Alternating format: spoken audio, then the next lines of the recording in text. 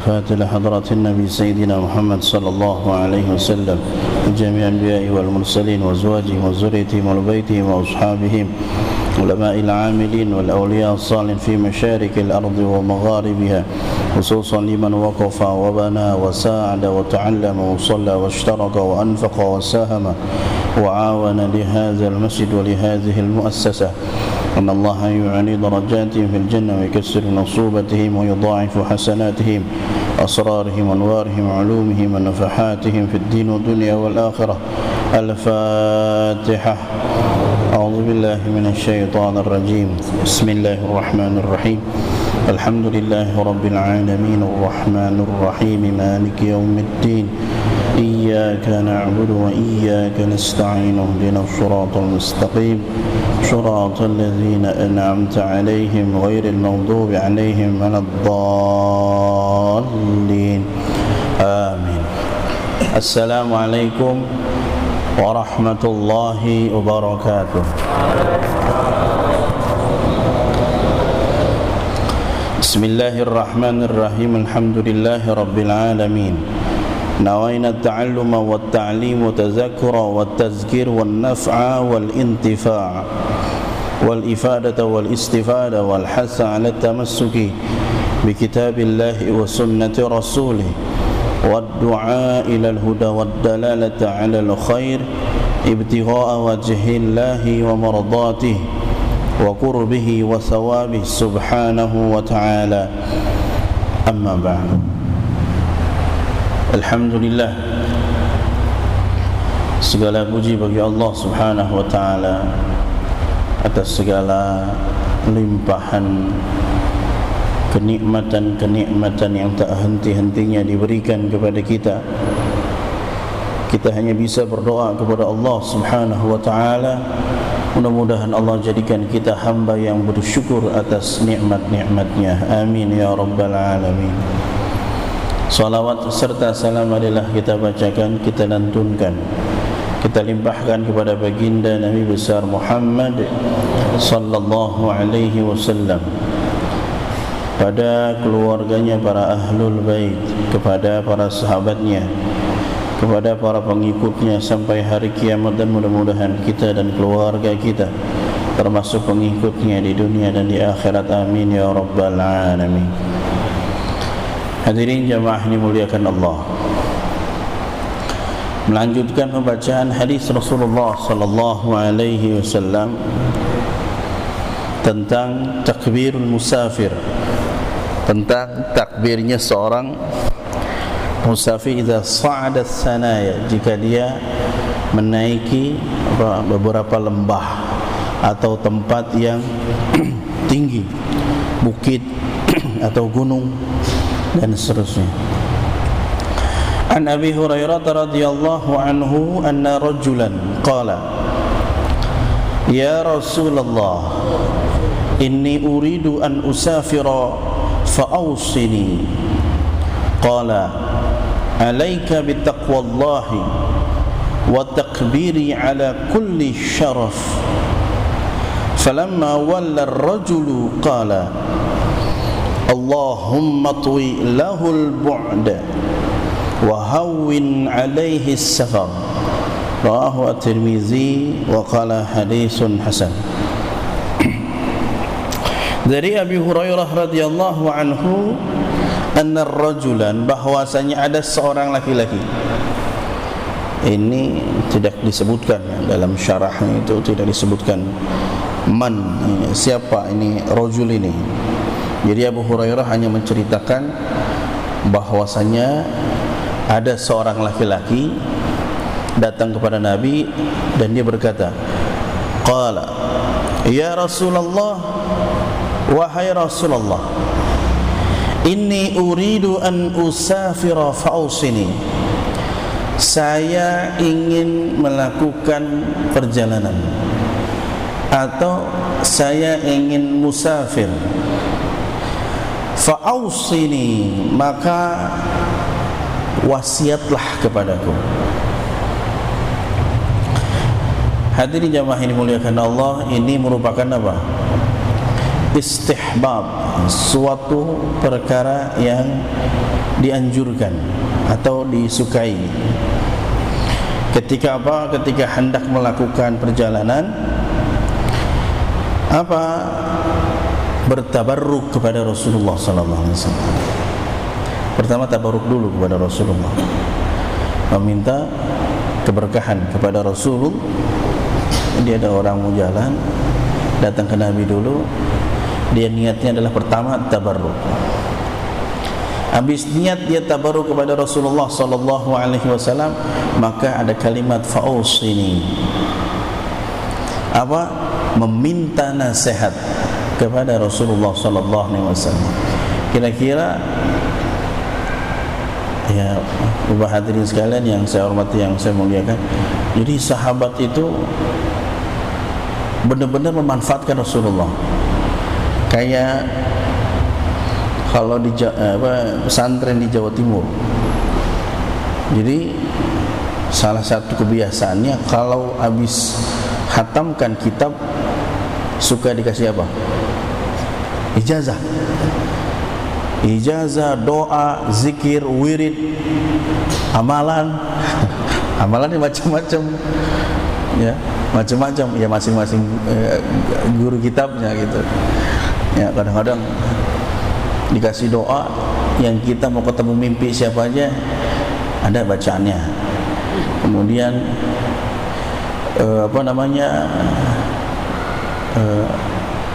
diberikan rezeki yang enggak disangka-sangka, atau doa-doa atau bacaan-bacaan atau zikir-zikir ya. Ya ibarat kata, jadi memanfaatkan ya, guru-guru, para asatiz yang banyak ijazahnya. Nah, kurang lebih yang terjadi seperti itu sebenarnya juga dilakukan oleh para sahabat. Jadi para sahabat modelnya kayak begitu, datang ke Nabi, dia mengharapkan sesuatu. Bisa jadi yang diharapkan sesuatu itu adalah doa, minta didoain. Bisa jadi yang diharapkan sesuatu itu dari sahabat itu mengharapkan nasihat, atau dia mengharapkan yang lainnya. Jadi para sahabat pun seperti itu. Di setiap momen. Kalau di sini momennya lagi apa? Musafir. Jadi karena mau melakukan perjalanan safar, maka momennya adalah minta wasiat plus minta doa plus tabarruk kepada Rasulullah sallallahu alaihi wasallam. Kemudian Bapak hadirin sekalian, ini juga bisa berlaku semacam kalau para sahabat kiblatnya itu Rasulullah. Jadi kalau mau nanya apa-apa kepada Rasulullah sallallahu alaihi wasallam. Tapi kalau zaman sekarang bagaimana? Kalau zaman sekarang, kalau ada orang yang mau melakukan perjalanan, maka diantaranya ya bisa, ya kalau kita mungkin sowan ke orang tua, atau Bapak hadirin sekalian biasanya melakukan perjalanan jauh ke gurunya, minta didoain, atau bisa juga kemana? Ke orang yang tahu jalan. Kayak misalkan, dulu saya ingat sekali dulu tuh, saya belum pernah ke Jawa lewat tol. Ketika itu baru dibuka tol itu ke Jawa. Jadi kadang-kadang biasanya kalau ke Jawa waktu itu pernahnya lewat selatan gitu. Ketika itu saya ingat almarhum Haji Aput itu ketika itu ke Jawa waktu itu ya, nganterin siapa ya, ke Gontor ya, apa mana Gontor ya. Ya iseng-iseng saya tanya, Haji itu gimana ya jalannya? Oh ya berangkat aja, bawaannya lurus. Dan nasihat yang paling ingat saya, pokoknya pokoknya di Cirebon isi bensin full karena dari situ nanti bakalan nggak ada bensin, ada rest area tapi nggak ada nggak ada pom bensin nih. Oh iya, iya, saya ingat betul itu. Jadi pikiran saya, wah pokoknya kalau udah nyampe Cirebon si bensinnya full gitu. Nah ini termasuk hadirin sekalian. Jadi bertanya kepada seseorang yang tahu medannya, jalannya, dan seterusnya. Jadi nanti kita termasuk yang ikhtiar kita biar safarnya kita, perjalanan kita ini apa? Dimudahkan. Kenapa? Karena kita sudah tahu medannya, kebayang. Kayak misalkan kalau ada yang pertama kali misalkan ke pesantren saya, kadang-kadang ada yang keder. Apalagi malam-malam. Kadang-kadang ada yang udah 2 kali, 3 kali masih ada yang keder. Ya, jadi kadang-kadang kasih tahu dulu. Jadi sebelum ini patokannya habis lewatin Masjid Putih sekitar 50-100 meter belok kanan, masuk lurus. Ntar ada yang ke atas, ada yang lurus jalan jelek, ya bawah aja lurus terus. Nanti ada yang ke atas udah jalan jelek, ada yang ke atas, ada yang putar balik gini, jangan ke atas. Dulu pernah ada malam-malam jam 8 dia lurus aja. Dia lurus gitu. Bayangan dia kan di situ kan kadang ada pelang juga, ada pelang pesantren juga. Bayangan dia pelang pesantren itu kali lumayan 10 menit di jalan itu. Ya kan lumayan 10 menit. Malam-malam tengah hutan, jalanan jelek. Kan bingungnya putar baliknya kan. Bingungnya putar baliknya. Kadang-kadang kalau ke sana ya putar baliknya yang kadang-kadang bingung gitu. Ya. Tapi kalau sudah tahu diarahkan perjalanannya kayak begini, nanti kalau lewat kayak begini belok, ada tanda begini lurus aja. Jadi dari situ nanti Bapak hadirin termasuk apa? Akan memberikan kemudahan. Ini ikhtiarnya, memberikan kemudahan. Kayak kemudian kayak iseng-iseng kalau sekarang mungkin ya Google Maps ya. Patokan kita mau kemana-mana, kira-kira perjalanan memakan waktu berapa lama nih? Kayak misalkan saya mau ke pesantren misalkan, saya udah jarang ini malam-malam. Subuh aja jam 2, setengah 3. Kenapa ya? Karena kalau ke puncak, macetnya luar biasa. Udah gitu ada masih ada ganjil genap. Itu berlaku sampai jam 12. Kita tungguin dari sini berangkat jam 11, ternyata luar biasa. Jam 1 malam macet. Ya kenapa? Karena orang mikirnya kan kalau bukan nomor plat nomornya bukan sesuai dengan tanggalnya kan, pasti nungguin juga jam 12 malam. Ya akhirnya begitu, ada yang di rest area nungguin. Dari situ saya waduh nggak benar. Ya akhirnya ya setiap Kubail subuh ini di jam 2, setengah 3. Ini kadang-kadang ngelihat di Google Maps gitu. Wah, ini yang merah di mana? Merah di mana? Jadi Bapak hadirin sekalian, ini maksudnya jadi termasuk daripada ikhtiar kita untuk dimudahkan dalam safarnya adalah kita termasuk bertanya. Pertama, bertanya masalah jalan. Yang kedua adalah minta doa. Minta doa ke siapa? Ke orang soleh, ke gurunya, orang tuanya, dan seterusnya. Jadi ini laki-laki ini, orang ini datang kepada Nabi dan meminta wasiat kepada Nabi. Kemudian Nabi bersabda, "Alaika bitaqwallah." Hendaklah kamu bertakwa kepada Allah. Bertakwa kepada Allah. Makna takwa kepada Allah sebenarnya maknanya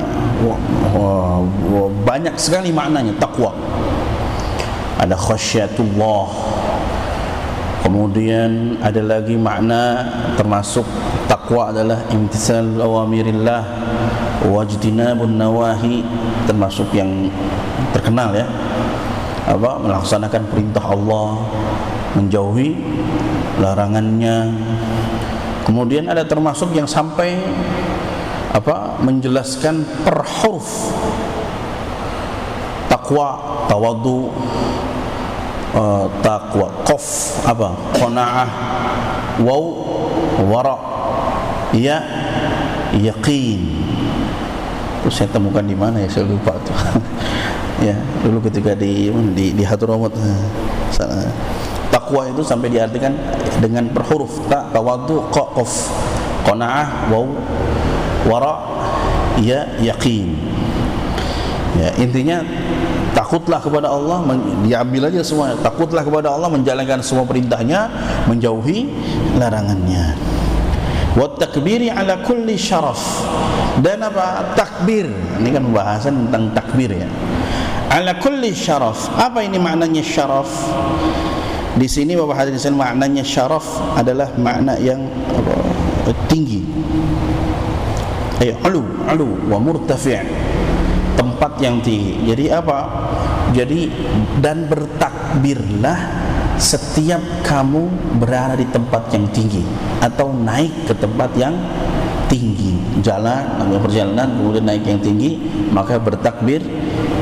Ini adalah wasiat dari Rasulullah sallallahu alaihi wasallam. Takwa dan ucapkan takbir. Kurang lebih begitu. Falamma walla, dan tatkala walla ay zahaba, ay qafala zahaba. Maksud tatkala ini rajul apa bahasanya pergi. Qala, kemudian Nabi berdoa, Allahumma twi lahul bu'da. Ya Allah, singkatkan perjalanan jauhnya. Dalam sini kitab ini al-bu'da. Di situ Bang Lai bu'da ba'id. Bu'da.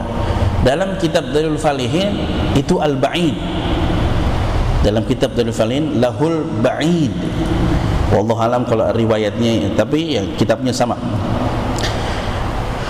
Apa maksudnya? Memperpendek waktu dan jarak. Ini doanya Nabi kepada orang yang musafir. Wah, ini salah satu luar biasa. Dinasihatin sama Nabi, udah habis dinasihatin, apa? Ketika dia pergi, didoain sama Nabi. Masya Allah. Ini termasuk berarti Bapak hadirin sekalian, Nabi Muhammad sallallahu alaihi wasallam doain yang ada dan yang enggak ada, sirran wa alaniyah. Doain saudaranya, keluarganya di depan dia atau ketika dia enggak ada. Dan ini yang luar biasa. Ibarat kata ngomong baik di depan saudaranya, ngomong baik juga di belakang saudaranya. Doain di depan saudaranya, doain yang baik juga di belakang saudaranya. Ini Rasulullah sallallahu alaihi wasallam ketika orangnya pergi, kemudian Rasulullah sallallahu alaihi wasallam doakan ini orang biar supaya perjalanannya ringkes. Nah, bahasanya begitu. Perjalanannya ringkas. Termasuk ya kalau biasanya kalau ada dalam hadis sebelumnya termasuk apa tanah yang dilipat itu terjadi pada malam hari. Jadi termasuk apa namanya safar itu cepat gitu adalah dilakukan pada waktu malam hari. Itu di zaman Nabi ya, artinya ya apalagi di zaman kita. Dulu zaman Nabi memang udah macet. Macet onta gitu. Ngantri ada lampu merah kan enggak. Apalagi kita di zaman kita kan, Masya Allah. Ini depan sini aja karena udah macet, keluar sini udah macet. Iya. Nah kadang-kadang depan rumah ini kalau depan masjid ini kan kadang-kadang suka motor ya. Kalau lagi hujan tuh biasanya itu hujan, orang pulang kantor, Masya Allah, kan luar biasa itu.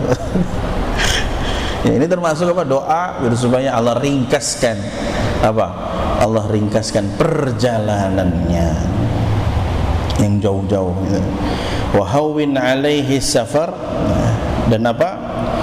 Hawwin ini yab'ud anhu al-masyaqqah. Maksudnya adalah dijauhkan dari al-masyaqqah, kesulitan, kesukaran. Maksudnya dari kesulitan ya, kalau tadi minta dilipatkan ya perjalanan waktunya, tempatnya. Yang kedua, diberikan kemudahan dan dijauhkan dari kesukaran, kesulitan, capek. Orang kalau udah melakukan perjalanan, kalau udah macet, Allahu Akbar. Apalagi kalau supirnya kagak ada yang gantiin gitu. Kan berasa.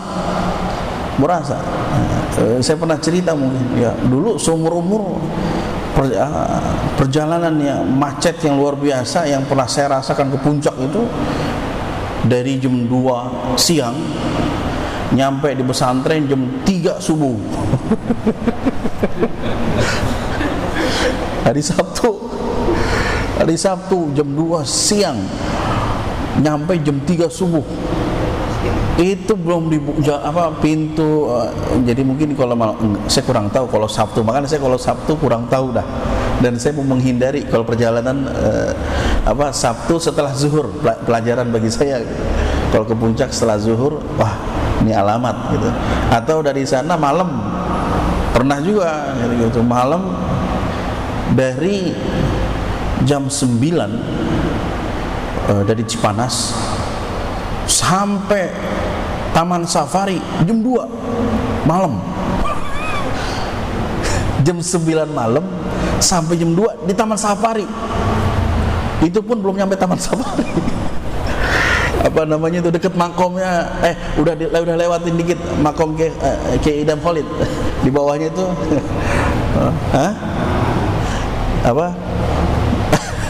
ya itu yang kepala kambing ya. Itu habis setelah itu putar, udah nggak kuat, putar balik aja. Itu padahal istilahnya ada yang bantuin nyetir gitu ya, udah begini astagfirullahaladzim, ini nyampe mana ini, udah putar balik ya, ini termasuk kesukaran ya, kesukaan. Mungkin kalau yang muda-muda masih enak, kalau yang sudah sepuh kadang-kadang ada yang nggak kuat sama apa, kencing ya kan. Coba kalau macet main kencing bingung mau di mana. Mau kencing aja jalannya jauh. Ini termasuk kesukaran dalam perjalanan. Jadi kita berdoa kepada Allah wahawin alaihi safar, maksudnya dijauhkan daripada kesulitan, kesukaran dalam perjalanannya. Kalau lagi pas mau buang air, pas banget di depan ada Indomaret mampir, ya belanja apaan kayak gitu, teh pucuk 3.000 500 ya, numpang kencing gitu. Jadi hadirin sekalian ya, ini termasuk doa ya, yang diajarkan oleh Rasulullah SAW kalau kita mau melakukan perjalanan. Rawahu At-Tirmizi wa qala, diriwayatkan oleh At-Tirmizi wa qala, dan dikatakan oleh At-Tirmizi hadisun hasan, hadis yang baik. Wa an Abi Musa Al-Ash'ari radhiyallahu anhu qala kunna ma'an Nabi sallallahu alaihi wasallam fi safarin. Kunna di sini kalimat kunna ma'an Nabi. Jadi dalam kitab Dalil Falihin kunna nasiru, jadi ada tambahannya, kunna nasiru. Kunna ma'an Nabi sallallahu alaihi wasallam fi safarin fa kunna idza ashrafna ala wadin halalna wa kabbarna wa irtafa'at aswatuna fa qala an-nabi sallallahu alaihi wasallam ya ayyuhan nas irba'u ala anfusikum fa innakum la tad'una asamma wala ghaiba innahu ma'akum innahu sami'un qarib. Muttafaqun alaih. Irba'u bi fathil ba'il muwahhidah ay irfaqu bi anfusikum. Wa an Abi Musa Al-Ash'ari, siapa Abu Musa Al-Ash'ari? Abdullah bin Qais bin Sulaim Al-Ash'ari. Beliau dari mana? Beliau dari Yaman. Makanya termasuk yang kita sering dengar, pernah Rasulullah SAW ketika itu memerintahkan sahabatnya ada yang berdakwah ke Yaman. Siapa? Muaz bin Jabal ya. Ternyata bukan hanya Muaz bin Jabal, tapi termasuk ini Abu Musa Al-Ash'ari yang termasuk dakwah juga yang diutus oleh Rasulullah sallallahu alaihi wasallam sampai ke sana, sampai dikatakan ada juga masjidnya, disebut namanya masjid apa itu, Asy-Syair kalau nggak salah. Itu Asy-Syair masih di daerah Hudaidah itu. Daerah Hudaidah, daerah Zabid. Itu apa? Allahumma shalli ala Muhammad, apa yang penulis Barzanji kalau nggak salah ya. Barzanji apa Ad-Dibai ya? Sekedar tuh kadang-kadang tuh. Itu dari situ tuh. Dari Zabid kalau nggak salah itu. Ad-Dibai atau apa? Barzanji yang menuliskan Maulid itu asalnya dari sana.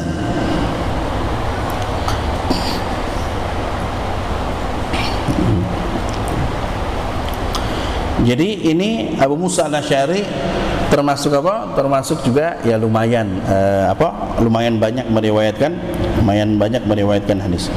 Dikatakan riwayat hadisnya berapa? 360 hadis. Dan beliau aslama qabla al-hijrah. Beliau masuk Islam sebelum hijrah. Bahkan ada yang riwayat mengatakan beliau ini termasuk yang ikut hijrah ke mana? Ke Habasyah. Hijrah ke Habasyah. Ethiopia, perbatasan Ethiopia dengan Sudan. Itu negeri Habasyah. Raja siapa? Raja Najasyi. Beliau wafat pada tahun 44 Hijriah radhiyallahu anhu. Di mana wafatnya? Di Kufah. Wafat di Kufah radhiyallahu anhu. Semoga Allah meridai. Qala, beliau berkata, kunna ma'an nabi, kita bersama, kalau dalam ini nasiru itu kita berjalan. Kunna ma'an Nabi sallallahu alaihi wasallam, kita bersama dengan Nabi Muhammad sallallahu alaihi wasallam fi safarin, dalam suatu perjalanan.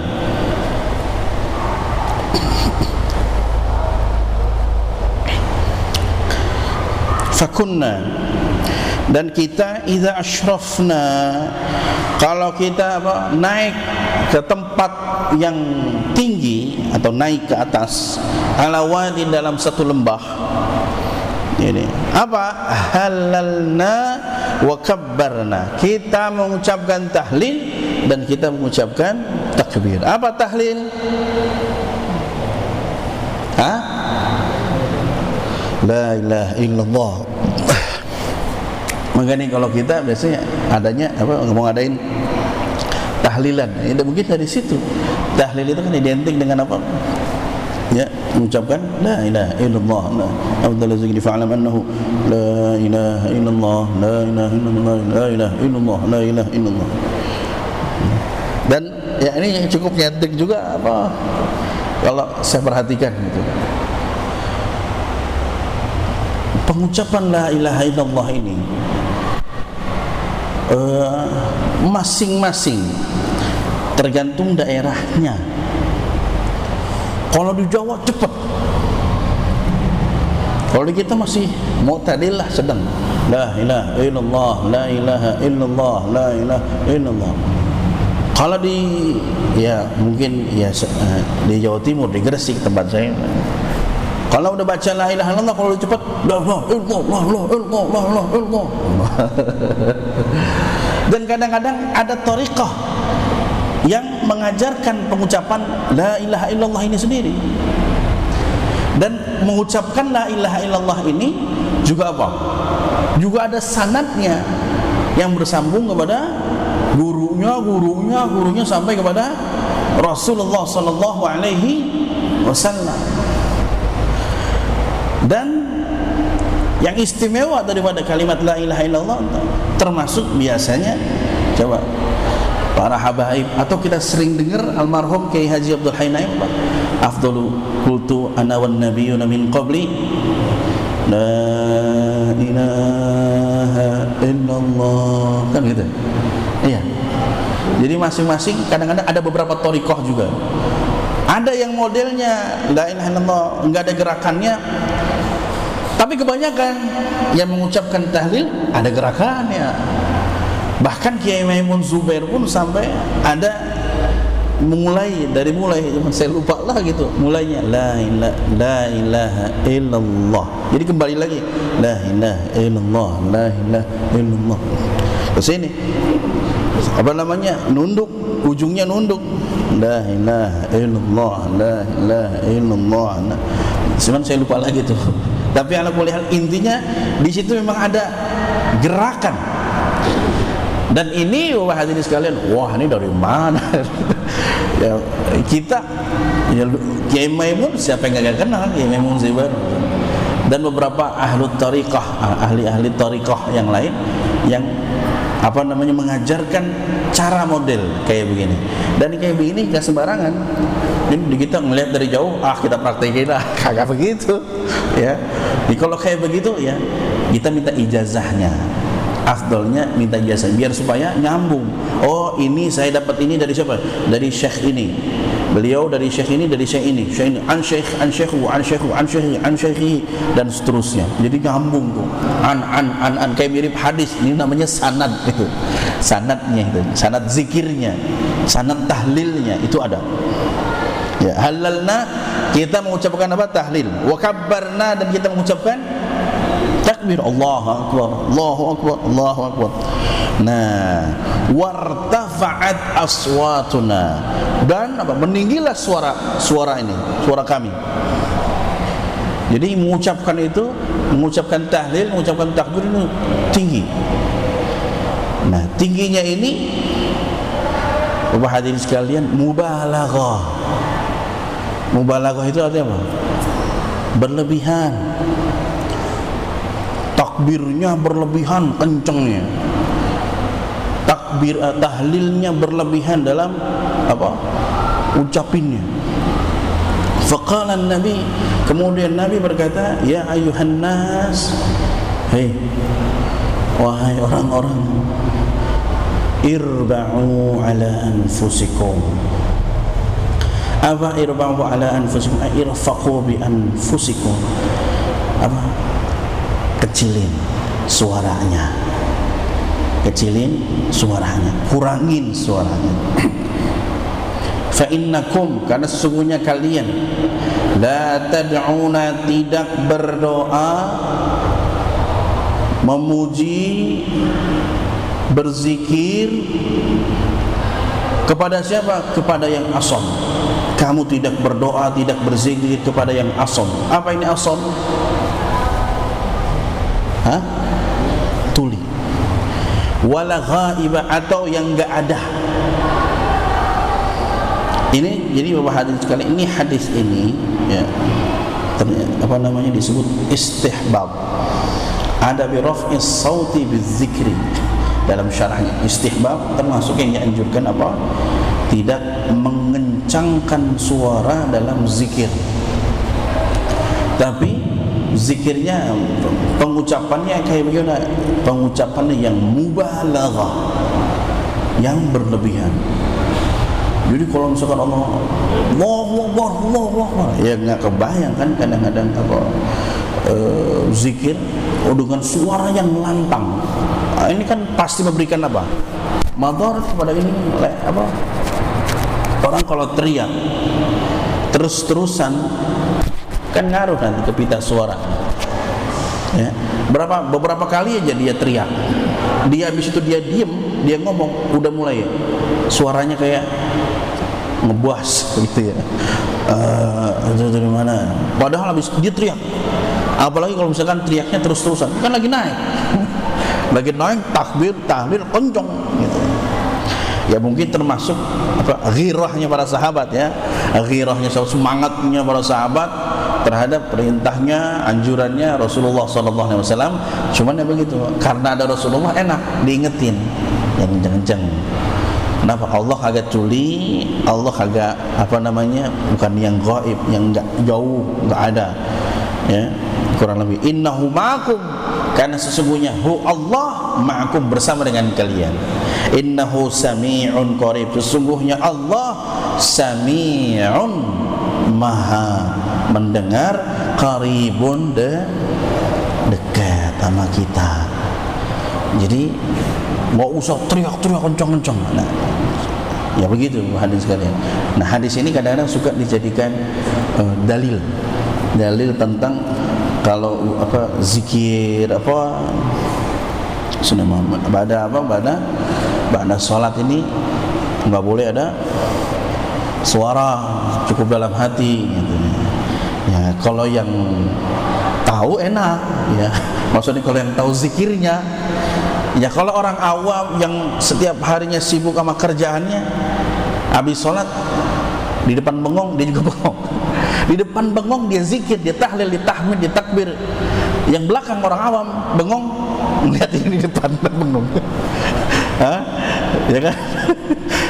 Jadi kalau misalkan bengong habis wiridan, ya. Kalau yang alim tahu, dia tasbih, dia tahmid, dia takbir, dia tahlil dalam hatinya pelan-pelan.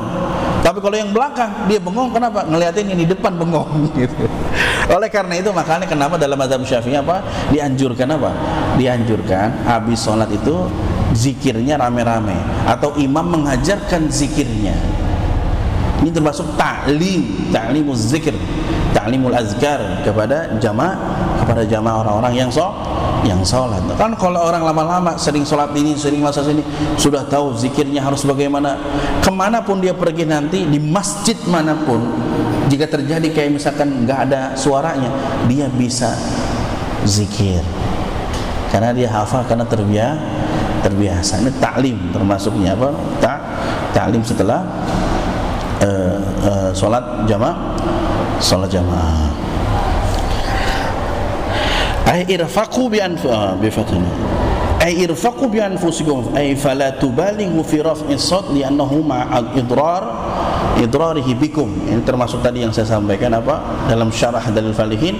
Irfaqu bi anfusikum adalah maknanya fala tubalighu fi, janganlah kamu berlebihan dalam mengencangkan suara kamu, karena akan memberikan madarat atau penyakit, mendatangkan penyakit kepada kalian. Allahu a'lam bishawab. Hadirin jamaah yang dimuliakan Allah, demikianlah pertemuan kali ini, mudah-mudahan bermanfaat. Billahi taufiq wal hidayah wa ridha wal inayah. Assalamualaikum warahmatullahi wabarakatuh.